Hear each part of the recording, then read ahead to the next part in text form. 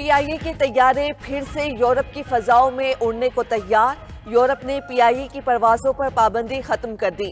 یورپی کمیشن اور یورپی ایئر سیفٹی ایجنسی کی جانب سے قومی ایئر لائن کو فلائٹ آپریشن کی اجازت۔ ایاسا نے خط لکھ کر وزارت ہوابازی اور پی آئی اے کو باضابطہ آگاہ کر دیا۔ وزیر اعظم کا پابندی اٹھائے جانے کا خیر مقدم، کہا یہ پاکستان کی کامیاب پالیسیز کا مظہر ہے۔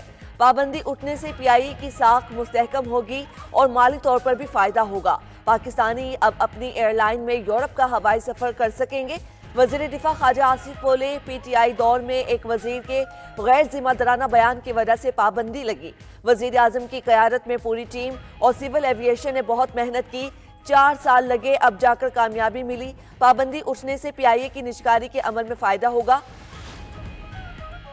وزیر اعظم نے پی ٹی آئی کو فتنہ اور تخریب کا ٹولہ قرار دے دیا۔ امن عامہ سے متعلق اعلیٰ سطح اجلاس میں کہا، پی ٹی آئی سیاسی جماعت نہیں، تخریب کاری کا ٹولہ ہے۔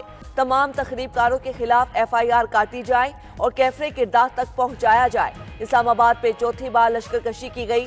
کے پی حکومت سازشوں میں مصروف ہے، ان کو ملک کی معیشت اور صوبے کی کوئی پرواہ نہیں۔ بس ایک ہی ایجنڈا ہے، وفاق پر چڑھائی کر کے ہر چیز تہ و بالا کر دے۔ سرکاری وسائل سے لیس جتھے نے معیشت کو ایسا شدید گھاؤ لگایا کہ تصور بھی نہیں کر سکتے۔ ایسے بلوے سے معیشت کو یومیہ 190 ارب روپے کا نقصان اور دنیا بھر میں پاکستان کی رسوائی ہوتی ہے۔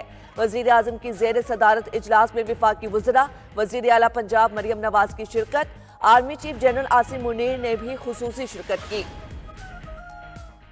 حکومت کا بلوائیوں کے خلاف سخت ایکشن لینے کا فیصلہ، وزیر اعظم نے وزیر داخلہ محسن نقوی کی سربراہی میں ٹاسک فورس قائم کر دی۔ ٹاسک فورس جلاؤ گھراؤ کرنے والے فسادیوں کی نشاندہی کرے گی۔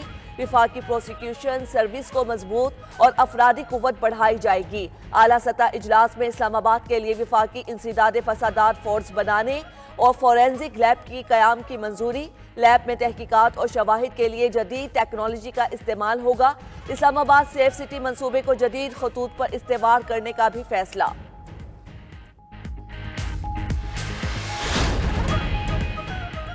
مولانا فضل الرحمان کی خیبر پختونخوا میں گورنر راج لگانے کی مخالفت، پی ٹی آئی کو اپنے طرز عمل پر غور کرنے کا مشورہ بھی دے دیا۔ رحیم یا خان میں گفتگو کرتے ہوئے سربراہ جے یو آئی نے کہا، گورنر راج جمہوریت کے منافی ہے لیکن ناگزیر حالات میں لگایا جا سکتا ہے۔ ملک میں انارکی کسی بھی مسئلے کا حل نہیں۔ شفاف الیکشن ہونے تک صورتحال ٹھیک نہیں ہو سکتے۔ حکومت دوبارہ الیکشن کروائے تاکہ عوام کے حقیقی نمائندے اسمبلیوں میں آئیں اور ملک کی سمت درست ہو سکے۔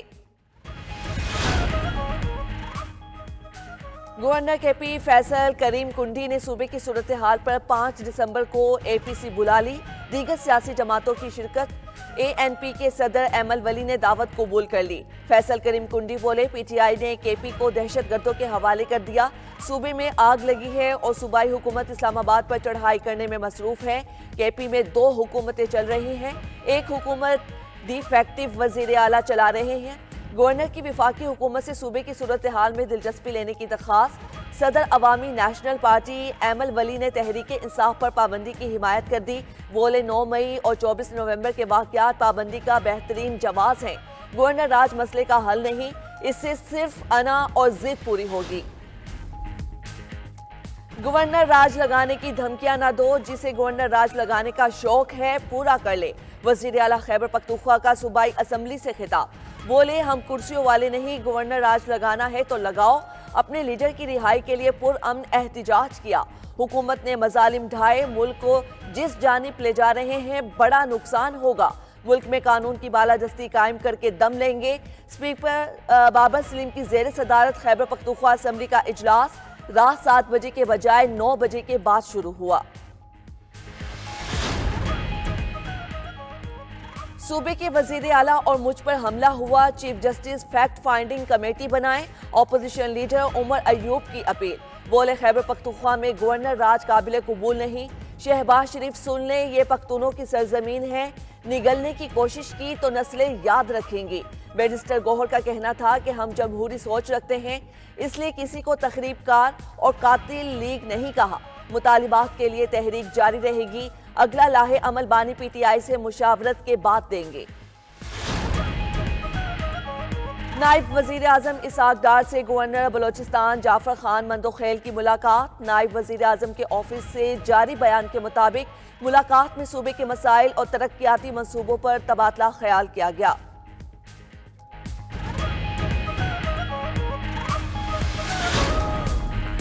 मुल्क की ज़र मुबादला की बचत के लिए अहम और ठोस इकदाम। एक और IPP का हुकूमत से मुआहिदा हो गया।